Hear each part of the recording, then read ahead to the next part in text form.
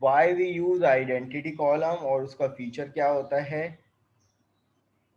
सही है कि अगर किसी भी कॉलम को अगर हमने आइडेंटिटी बना दिया, तो आइडेंटिटी बनाने के लिए पहली शर्त क्या थी कि जनाब उस कॉलम की टाइप कोई भी इंटीजर टाइप होनी चाहिए, यानी न्यूमेरिक टाइप होनी चाहिए।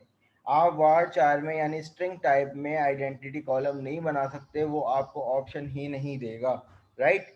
यूनिक की ज़रूरत इसलिए पड़ी थी कि अगर फॉर एग्जांपल किसी भी कॉलम को प्राइमरी वंस कर दिया तो जनाब हमारे पास उस टेबल में और भी तो कॉलम ऐसे हो सकते हैं जिनकी हर वैल्यू एक दूसरे से यूनिक होनी चाहिए, like email, like phone number. तो जनाब प्राइमरी की तो किसी भी टेबल में किसी एक कॉलम पे लग सकती है, एक से ज़्यादा कॉलम पे नहीं लगेगी। तो हम क्या करते हैं उस सिनेरियो में ईमेल और फ़ोन नंबर को हमने यूनिक की असाइन कर दी। यूनिक की का भी फीचर, एक फीचर बिल्कुल सेम है कि भाई हर वैल्यू एक दूसरे से यूनिक।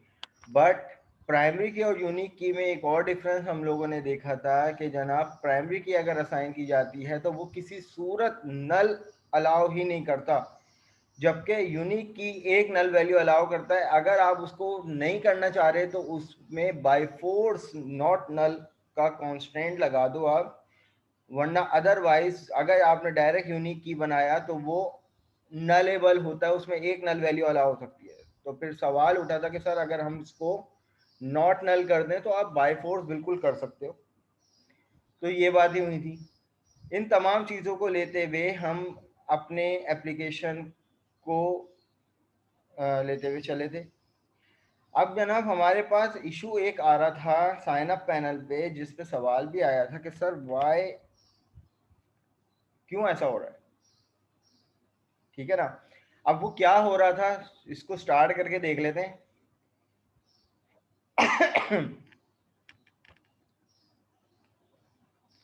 कि अब जैसे कि फॉर एग्जांपल हमने क्या किया था कि हमारे पास ये रिकॉर्ड था, ठीक है।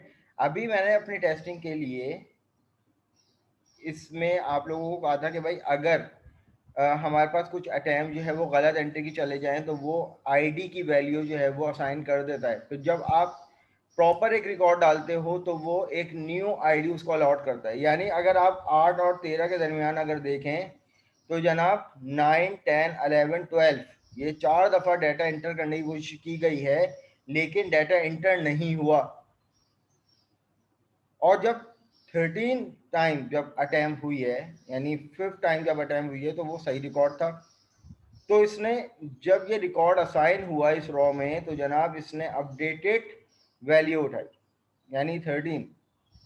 अब सवाल ये उठता है कि जनाब अगर हम किसी भी रिकॉर्ड को अगर हम 9 आईडी असाइन करना चाहें तो आइडेंटिटी जो कि ऑटोमेटिकली असाइन करता है वैल्यू, वो तो असाइन नहीं करता है। तो इसलिए मैंने आप लोगों के सामने दो टर्म्स रखी थी कि जनाब आप आइडेंटिटी इंसर्ट ऑन करेंगे तो आप बाय फोर्स इस कॉलम में वैल्यू डाल सकते हो, लेकिन उसके लिए भी दो शराइतों का होना ज़रूरी है। वो कौन सी शराइतें देखते हैं। और दूसरी बात मैंने कही थी कि भाई अगर हम चाह रहे हैं कि भाई इन केस हम ये तमाम रिकॉर्ड को डिलीट करना चाह रहे हैं और डिलीट कर भी दिया, तो नया रिकॉर्ड जब हम डालेंगे तो हमें आईडी नंबर 14 मिलेगी, लेकिन हम चाह रहे हैं कि भाई नए सिरे से आईडी मिलना शुरू हो, यानी रीसीडिंग करनी है। तो हाउ इज इट पॉसिबल। तो अभी मैंने क्योंकि इस डाटा पे रीसीडिंग भी कर दी है और आइडेंटिटी इंसर्ट ऑन किया है, तो मैं फिलहाल इस तमाम डाटा को डिलीट करके एक नए सिरे से डिलीट फ्रॉम एम्प्लॉय। अब ये वो क्यूरी होती है जिससे आपके टेबल का तमाम रिकॉर्ड खत्म हो जाएगा, बट टेबल मौजूद रहेगा।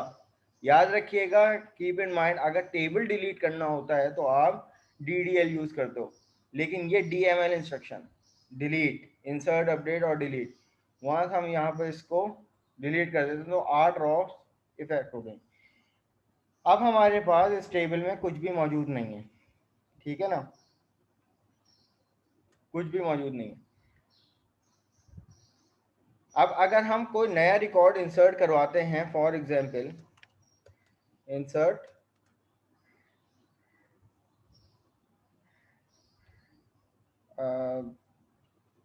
क्या नाम है, Sikandar Naveed sir, I tried but एक एरर आ रहा है था कनेक्शन में। जी जी जी, बिल्कुल उस एरर को अभी रिजॉल्व करते हैं, ठीक है। मेरे पास वो एरर रिजॉल्व हो चुका था, क्योंकि जब हम लोग गलत एंट्री कर रहे थे और उसके बाद रन टाइम पे ही नई एंट्री कर रहे थे, तो कनेक्शन का एरर आ रहा था कि भाई आपका कनेक्शन जो है वो स्टिल ओपन है, आप उसको क्लोज करें, कुछ ऐसा एरर आ रहा था, राइट। तो उसको रिजॉल्व करते हैं। तो इंसर्ट इनटू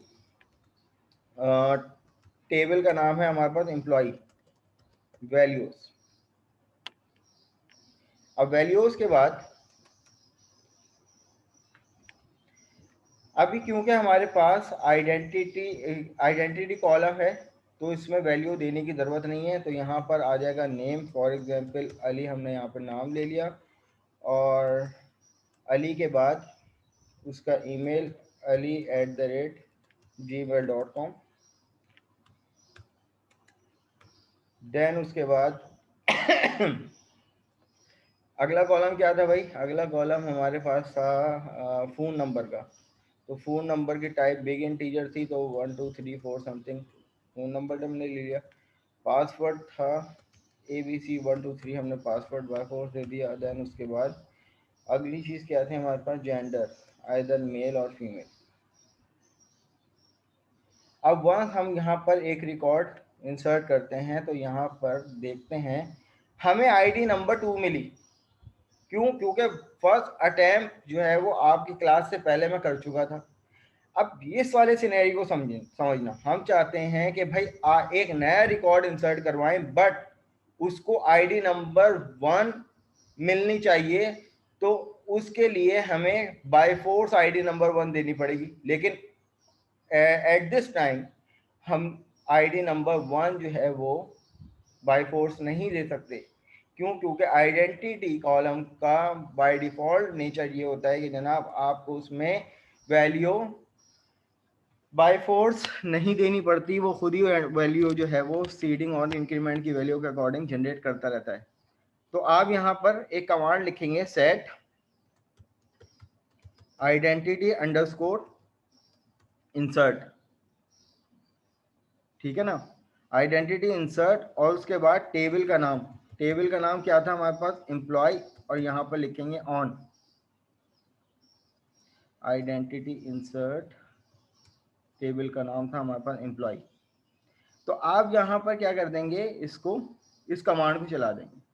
अब आइडेंटिटी इंसर्ट ऑन हो गया, इसका मतलब ये है कि अब जो आइडेंटिटी का जो फीचर था वो डिसेबल हो गया। अब आप इसमें बाय फोर्स वैल्यू दे सकते हो, लेकिन जनाब बाय फोर्स वैल्यू आप देने का तरीका क्या है कि आप ये वाली क्यूरी इस्तेमाल नहीं कर सकते। अब आप जो क्यूरी इस्तेमाल करोगे वो वाली क्यूरी इस्तेमाल करोगे जिसमें आप कॉलम लिस्ट मेंशन कर दो।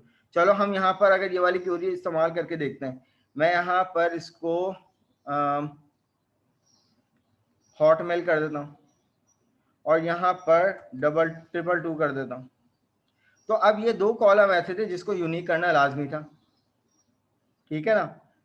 इससे पहले हमने आईडी नंबर 1 इसको असाइन कर दी, क्योंकि आईडी नंबर 2 का डाटा था ना।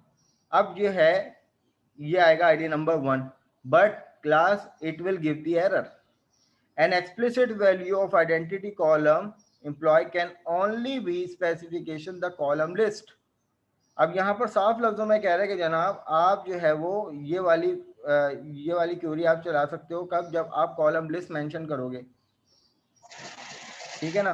तो अब ये काम करने के लिए हमें ये वाली क्यूरी इंप्लीमेंट करनी पड़ेगी जिसमें हम कॉलम लिस्ट मेंशन करते हैं, एम्प्लॉय आईडी, देन उसके बाद employ name comma email comma phone number, then comma password, then finally gender.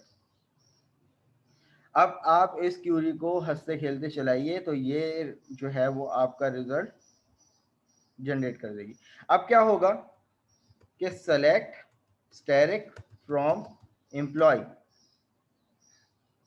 तो आप यहाँ पर देखें कि हमने अली को बाय फोर्स 1 वैल्यू असाइन कर दी। तो ये काम के लिए मैं आपको GUI पे कह रहा था कि अगर ये काम आपने करना है तो भाई, अगर एप्लीकेशन के थ्रू करना है तो आपको एक टेक्स्ट फील्ड ऐड करनी पड़ेगी, ठीक है ना। अच्छा, ये चीज़ भी हो गई। अब दूसरी चीज़ ये थी कि भाई अगर फॉर एग्जांपल हमने गलत रिकॉर्ड इंसर्ट किया और उसने क्या हुआ कि भाई हम चाह रहे हैं कि भाई अब फॉर एग्जांपल दोबारा से रीसीडिंग करना, कि यानी कि हमारे पास ये तमाम एम्प्लॉय, अब मैं फॉर एग्जांपल अगर ये वाली क्यूरी रन कर देता हूँ दोबारा से, ठीक है ना, अब जब मैं ये वाला रिकॉर्ड दोबारा से इंसर्ट करवाऊंगा तो यहाँ पर जो इसको आईडी मिलेगी ना, वो कौन सी मिलनी चाहिए स्टूडेंट्स, आप बताएं।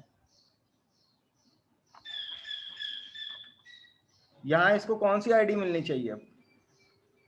वन मिलेगी ना? नहीं ना, 3 मैंने 1 और 2 जो है वो डिलीट कर दिया। 3 3 तो अब मिलेगी। यहाँ पर अब ये 1 इसलिए आया, इस वजह से बाय फोर्स वैल्यू दे रहे हैं ना, ठीक है ना। अब मैं इस रिकॉर्ड को क्या करता हूँ, दोबारा से डिलीट कर देता हूँ। वंस डिलीट कर दिया, और ये वाली जो कमांड हमने चलाई थी इसको कर देते हैं ऑफ। इसको मैंने ऑफ कर दिया। ऑफ करने के बाद आप जब वैल्यू इंसर्ट करवाओगे तो कॉलम लिस्ट मेंशन करना, मतलब आपने आईडी का कॉलम अब मेंशन करने की जरूरत नहीं है, क्योंकि आइडेंटिटी इंसर्ट को वापस आपने ऑफ कर दिया। इसका मतलब उसका फीचर इनेबल हो गया, ऑटोमेटिकली वैल्यू जनरेट करने वाला। अब जब हम यहाँ पर इसको एग्जीक्यूट करेंगे और यहाँ पर टेस्ट करेंगे तो इसको वैल्यू मिलेगी आईडी नंबर 3 की। ये चीज़ समझ में आई। अब जनाब हम ये चाह रहे हैं कि भाई हम नया रिकॉर्ड, हम इस वाले रिकॉर्ड को जो है वो डिलीट कर दें, तमाम रिकॉर्ड को। अब जब नया रिकॉर्ड जनरेट हो तो दोबारा से उसको आईडी नंबर 1 मिलनी चाहिए। या तो आप ये तरीक़ेकार है कि बाय फोर्स वैल्यू दे दो, लेकिन हम ये चाह रहे हैं ऑटोमेटिकली वैल्यू मिले, लेकिन दोबारा 1 से मिले, दोबारा 1 से मिले। तो हाउ इज इट पॉसिबल? तो इसके लिए जो हम लोग कमांड यूज़ करते हैं वो कौन सी यूज़ करते हैं कि अब मैं इस रिकॉर्ड को दोबारा से डिलीट कर देता हूँ। अब हम आइडेंटिटी इंसर्ट ऑन की तरफ नहीं जा रहे, सही है। अब हम आइडेंटिटी इंसर्ट ऑन की तरफ नहीं जा रहे। अब ऑटोमेटिकली वैल्यू मिले हमें, लेकिन वो 1 से मिले। अभी तो ये 3 मिली थी ना, हमने जब ऑटोमेटिकली जनरेट की थी 3 मिली थी। हम चाह रहे हैं कि भाई हमें 1 मिले। तो आप यहाँ पर लिखोगे DBCC। इसके बारे में मैंने लास्ट क्लास में बताया था, डेटाबेस कंसिस्टेंसी चेक इसकी फुल फॉर्म होती है। और उसके बाद आप लिखते हो चेक आइडेंट। उसके बाद आप ब्रैकेट लगाओगे, यहाँ पर मेंशन करोगे कि जनाब कौन से टेबल के आइडेंटिटी कॉलम पे आप क्या करना चाह रहे हो, चेक आइडेंट लगाना चाह रहे हो, रीसीडिंग करना चाह रहे हो। कॉमा के बाद आप लिखेंगे रीसीड, और रीसीड के बाद अब हम चाह रहे हैं कि भाई हमारी सीड की वैल्यू क्या थी। अगर देखा जाए प्रीवियसली हमारे डेटाबेस में जो हमारा टेबल बना हुआ है उसमें लास्ट क्लास में मैंने सीड की वैल्यू क्या रखी थी, 1, और इंक्रीमेंट क्या रखा था, 1। ठीक है ना। अब हम चाह रहे हैं कि भाई नया एम्प्लॉय जो आएगा उसको ऑटोमेटिकली 1 से आईडी मिलना शुरू होनी चाहिए। तो आप उस 1 से एक लेस वैल्यू से आप रीसीडिंग कर दोगे, ठीक है ना। 0 करोगे तो उसका मतलब ये है कि आपको 1 से वैल्यू जनरेट होना शुरू होगी, ठीक है ना। अब आप हम ये वाला काम करने से पहले एक और रिकॉर्ड यहाँ पर इंसर्ट करके चेक कर लेते हैं कि जनाब इसको आईडी नंबर 1 तो नहीं मिल रही, आईडी नंबर 4 मिल रही है। हम यहाँ पर इसको दोबारा से डिलीट कर देते हैं, डिलीट कर दिया। अब कोई रिकॉर्ड हमारे पास नहीं है। अब हम चाह रहे हैं कि भाई कुछ ऐसा हो कि अब जो रिकॉर्ड हम डालें वो ऑटोमेटिकली 1 से आईडी जनरेट करना शुरू करे। तो आप यहाँ पर ये वाली कमांड चलाओगे, DBCC चेक आइडेंट। वंस इसको एग्जीक्यूट कर दिया तो यहाँ पर आपके पास checking identity column, current identity value is 4। अभी यहाँ पर ये बता रहा है आपको कि करंट आइडेंटिटी वैल्यू 4 है, कॉलम वैल्यू 0। ठीक है भाई, ये आपकी कमांड चल गई है। देन उसके बाद अब आप यहाँ पर दोबारा से इंसर्ट की क्यूरी चलाओ और सीधा सीधा अपने रिकॉर्ड को चेक कर लो, तो आईडी आपको 1 से मिलना शुरू होगी। तो जनाब ये है हमारे पास कि भाई अगर कोई वैल्यू मिस हो जाए, अगर आप बाय फोर्स वैल्यू देना चाह रहे हो तो उसके लिए ये कमांड चलेगी, और अगर आप रीसीडिंग करना चाह रहे हो तो रीसीडिंग के लिए ये कमांड चलेगी। अब जनाब हमारे पास लास्ट क्लास में हमारी एप्लीकेशन में मसला ये हो रहा था कि फॉर सपोज हम अपनी एप्लीकेशन को रन करते हैं। अब यहाँ पे एक नया रिकॉर्ड इंसर्ट करवाने जा रहे हैं कि भाई फॉर एग्जांपल अबू बकर के नाम से, सही है। ईमेल दे देते हैं abubakar@gmail.com। अब हमने फ़ोन नंबर पे गलत वैल्यू दी थी, हमने दे दिया था स्ट्रिंग, जबकि फ़ोन नंबर में बिग इंटीजर था, ठीक है ना। और इसी तरीके से पासवर्ड आप दे दो ABC123 और जेंडर जो है वो इसको दे दो। जब हम सबमिट कर रहे थे तो जनाब हमारे पास एक्सेप्शन के यानी ट्राई कैश के थ्रू ये एरर आ रहा था, लेकिन रन टाइम पर जब हम इसको मॉडिफाई कर रहे थे फॉर एग्जांपल इस तरीके से, तो हमारे पास ये ऑप्शन आ रहा था। तो फिर क्या हुआ था कि भाई हमने एप्लीकेशन को रिस्टार्ट किया, देन उसके बाद सही वैल्यू दी, ऐसा नहीं होना चाहिए था ना। तो अब क्या हुआ कि ये एरर है कि भाई आपका कनेक्शन जो है वो स्टिल अभी ओपन है, उसको क्लोज करने की ज़रूरत है। तो इसका सीधा सा सॉल्यूशन ये है। अब आप नोटिस कीजिएगा डेटाबेस में आपको अब जो नया रिकॉर्ड्स मिलेगा वो आईडी नंबर 2 का नहीं मिलेगा, या टाइम हो चुकी है, आईडी नंबर 3 का मिलेगा, सही है ना। अब इसका सीधा सा सॉल्यूशन ये था कि आप इस सबमिट बटन के पीछे जाएं और जो कोड हमने यहाँ पे किया था, जैसे कि ट्राई कैच के ब्लॉक में, ट्राई के ब्लॉक में हमने पूरा अपना कोड डिफाइन किया था, ठीक है ना। और एक्सेप्शन क्या कर रही थी कि जनाब आने वाली जो भी रन टाइम एरर था उसको कैच कर रहा था। इसका एक तीसरा ब्लॉक होता है फाइनली, ठीक है ना। इसका एक तीसरा ब्लॉक होता है फाइनली, और उस फाइनली में आप कनेक्शन को क्लोज कर दें। फाइनली का ब्लॉक क्या होता है कि भाई ओवरऑल ट्राई क्या करता है, आपके कोड को रीड करता है, कैच जो है वो आपके एक्सेप्शन को हैंडल करता है। फाइनली वो ब्लॉक होता है कि अगर कोई काम अगर आपका रह गया हो, सही है, तो फाइनली ब्लॉक जो है वो उसको हैंडल करता है। अब हमारे पास कनेक्शन का एरर आ रहा था ना कि भाई आपका कनेक्शन जो है वो स्टिल ओपन है, उसको क्लोज करें। तो फाइनली में हमने सीधा सीधा क्या कर दिया, ये वाला काम कर दिया। अब भले से आपने कनेक्शन ओपन किया ऊपर, आप बीच में इसको क्लोज ना करो, इट्स अप टू यू, ठीक है। लेकिन फाइनली क्या करेगा, सारा काम करने के बाद एंड में कनेक्शन को क्लोज कर देगा, देन आपको आउटपुट देगा। अब यहाँ पर इसको इम्प्लीमेंट कर लेते हैं। अब ये आ गया हमारे पास नेम। नेम में हमने वही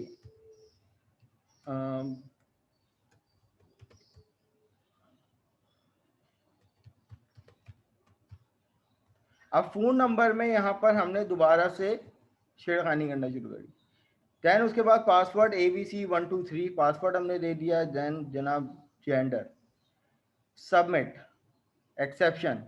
बट यहाँ पर हम वापस इसको मॉडिफाई करके 1 2 3 4 5 6 7 इसको सबमिट करेंगे तो देखें अब यहाँ पर कोई एरर नहीं आया। अब यहाँ पर सीधा सीधा इसने क्या कर दिया कि क्या कर दिया भाई, साइन अप कर दिया। अब साइन अप करने के बाद जब हम अपने डेटा को देखेंगे तो जनाब अबू बकर को जो आईडी मिली है वो क्या मिली है, 4, ठीक है ना। अब इसी तरीके से अच्छा, अब इसी तरीके से लॉगिन में हमारे पास इशू आ रहा था, हम वहाँ पर स्टक हो गए थे कि भाई लॉगिन जो है वो वर्किंग नहीं कर रहा था। तो लॉगिन का सॉल्यूशन जो है वो हमें ये मिला। मैं यहाँ पर अब इसको, अब याद रखिएगा हमने जो है वो इसी रिकॉर्ड से, अबू बकर के रिकॉर्ड से जो है वो हम क्या करेंगे, हमने ईमेल वैसे तो गलत दी है लेकिन खैर इसी इससे या इससे लॉगिन करेंगे। ये दो हमारे पास रजिस्टर्ड रिकॉर्ड हैं, कीप इन माइंड, सही है ना। अब यहाँ पर इसको स्टॉप कर लेते हैं। अब लॉगिन में हम क्या काम कर रहे थे, देखें इसका कोई सॉल्यूशन हम लोगों ने ऐसा हाई फाई नहीं किया, सिर्फ एक छोटा सा सॉल्यूशन था, 2-3 लाइन ऑफ कोड हमने एसक्यूएल कमांड की जगह हमने ट्राई कैच लगाया। ट्राई कैच के बाद हमने इफ की कंडीशन लगाई थी कि भाई लॉगिन करते वक्त आईडी और पासवर्ड दोनों देना जरूरी है। अगर दोनों में से कोई भी फील्ड अगर एम्प्टी रहेगी तो it will return the error. और कौन सा एरर देगा? ये वाला एरर देगा, एम्प्टी। अब उसके बाद चलो सही है, ये कंडीशन अगर फुलफिल होती है तो हमने कनेक्शन को ओपन किया और जनाब हमने यहाँ पर 2 क्लासेस का इस्तेमाल किया जो उस दिन उस वक्त नहीं किया था। लास्ट क्लास में हम वहाँ पे एसक्यूएल कमांड इंप्लीमेंट कर रहे थे लेकिन वो इंप्लीमेंट हो नहीं रही थी। SQL data adapter. SQL data adapter के बारे में जनाब क्या लिखा है? Represent the set of data command and database connection that are used to fill. SQL data adapter क्या करता है जनाब? आपका सेट ऑफ डाटा पे काम करता है। अगर आप ये वाली अगर हम यहाँ पर बात करते हैं इस क्यूरी को अगर सीधा सीधा एसक्यूएल सर्वर पे चलाएंगे तो ये हमें क्या रिटर्न करके देगा? स्पेसिफिक उस बंदे का पूरा रिकॉर्ड डिस्प्ले करके देगा जिसका ईमेल हम डालेंगे और जिसका पासवर्ड डालेंगे। ऐसा ही होगा ना? तो अब यहाँ पर डाटा एडाप्टर क्या काम कर रहा है? ये सेट ऑफ डाटा को रिप्रेजेंट करता है जो भी हम कमांड दे रहे हैं according to the connection of database. Data table के बारे में क्या करा हुआ है? Data table represent one table in the memory in memory data. जो डाटा आप उठा रहे हो जिस टेबल से उसको रिप्रेजेंट करता है फ्रंट एंड पे डाटा टेबल की क्लास। फिर उसके बाद हमें अब जैसे एसक्यूएल कमांड के अंदर हमने क्यूरी 2 पैरामीटर प्रोवाइड किए थे ना इसके कंस्ट्रक्टर में, वन फॉर द क्यूरी यहां से लेकर यहां तक and second for the connection. इसी तरीके से डाटा टेबल का हमने ऑब्जेक्ट बनाया। अच्छा एक क्लास, ये प्योर ऑब्जेक्ट ओरिएंटेड प्रोग्रामिंग का कॉन्सेप्ट है। यहाँ पर ये और ये याद रखिएगा। इसी तरीके से ये भी ऑब्जेक्ट ओरिएंटेड प्रोग्रामिंग का बाकायदा पूरा एक पिलर है। सही है ना?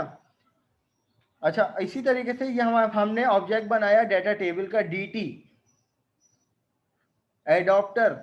एसक्यूएल डाटा एडॉप्टर का ऑब्जेक्ट उठाया। इस ऑब्जेक्ट से हमें फिल का मेथड मिलता है। याद रखिएगा there are 2 type of method, static method और non static method. Programming fundamental में स्टैटिक मेथड आप लोगों ने इंप्लीमेंट किया था। शाबाश जल्दी से बताइए क्या था स्टैटिक मेथड? जिसको पता है वो बताए। तो स्टैटिक मेथड वो मेथड होते हैं जिससे हम क्लास का बगैर इंस्टेंस बनाए क्लास के थ्रू एक्सेस कर सकते हैं। देखें स्टैटिक मेथड वो मेथड होता है एक इंडिपेंडेंट मेथड जिसको किसी भी ऑब्जेक्ट रेफरेंस की जरूरत नहीं होती। वो डायरेक्ट अपने नाम से कॉल होता है या किसी भी क्लास के नाम से कॉल होता है। राइट, जैसे कि कंसोल डॉट राइट लाइन, ये प्योर एग्जांपल है स्टैटिक मेथड की। प्रोग्रामिंग फंडामेंटल की पहली क्लास में आप ये वाला मेथड इस्तेमाल कर रहे हो तो ऐसा ही है ना? तो कंसोल क्या है? याद रखिएगा विजुअल स्टूडियो में इस कलर कोड से जो भी चीज रिप्रेजेंट होगी ना वो होती है क्लास। तो अगर हम यहाँ पर कंसोल भी लिखते हैं ना कंसोल, तो कंसोल क्या है? एक क्लास है।